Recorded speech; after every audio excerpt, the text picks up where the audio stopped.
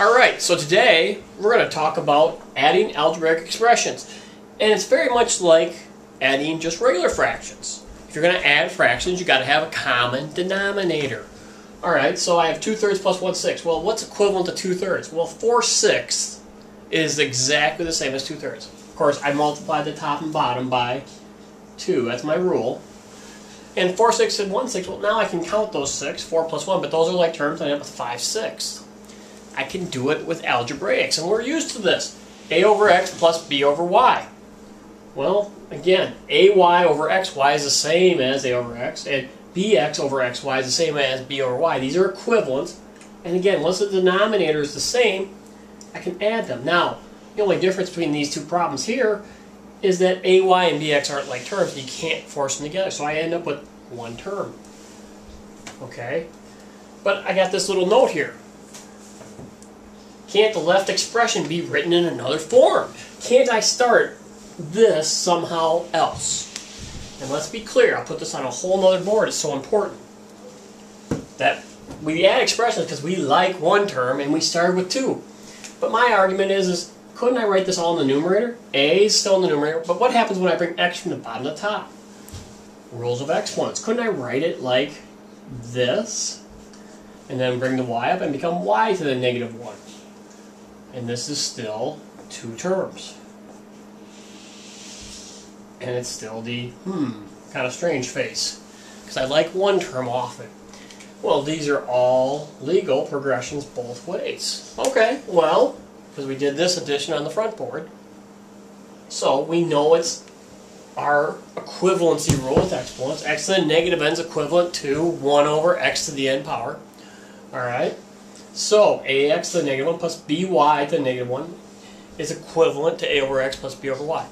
And if I want to get to one term, and I'm left with two terms with negative exponents, I can't get there without going through here. Alright? And that's the big deal today. So, how would I handle adding this then? Well, my first step has to be to make all the exponents positive. And I have two terms, 1, 2. And I have b to the c -1. Well, I move c -1 to the bottom. So we know that c to the -1 is equivalent to 1 over c. That's our rule of exponents. We don't have to write it every time. So I get b over c plus, well, y -1 is 1 over y. Alright, need equivalent equations. And I'm multiplying this one by y and this one by c to get a common denominator. Now I have it. And now I'm finished. Not like terms, don't force them together. I started two terms, I ended up with one. If I erase what I multiplied on this problem, these two expressions are equivalent. And that is the key to adding anything.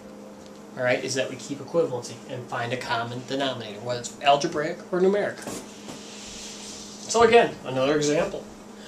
First step is to make all the negative exponents positive. I have y -1, so I can write this as az over y plus I have b, x -1 becomes x. My common denominator is xy. And if I do this in another color, I could grab my blue pen. I can say, hey, I know this needs an x and this needs a y. Alright, and now these are still equivalent. I should make that a little better. Now, when I add these, I often write them in alphabetical. AZX is the same as AXZ because they're all multiplied, plus BY all over XY. Not like terms in the numerator, two terms to one. I have now added. Last board, two examples. You can pause me and try them. And I put the powers a little bigger, and I also threw in a subtraction sign here, or I'm adding a negative. So my first step here is, again, always, always, always make all the exponents positive. Get that common denominator.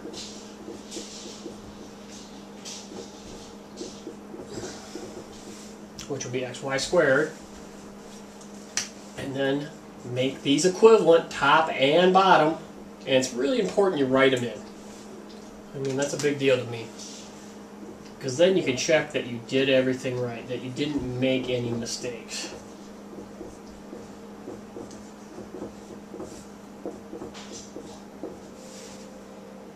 Last one, over here. A couple of terms this time, so drop them to the bottom. And again, this is equivalent to what was there. I have not changed the value. Now this time the common denominator, at least common multiple of the denominators, is a little bit weird. I need an a cubed. I have an x and two y's.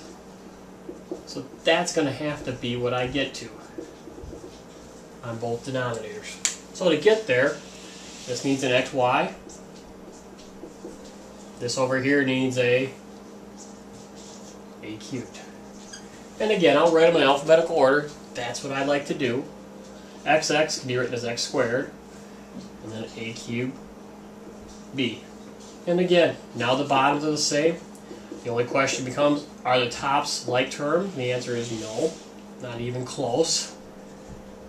And we end up with our solution. So really the only difference when you have negative exponents with adding algebraic expressions is you need to take the first step and make them positive. Keep practicing, it'll go smooth.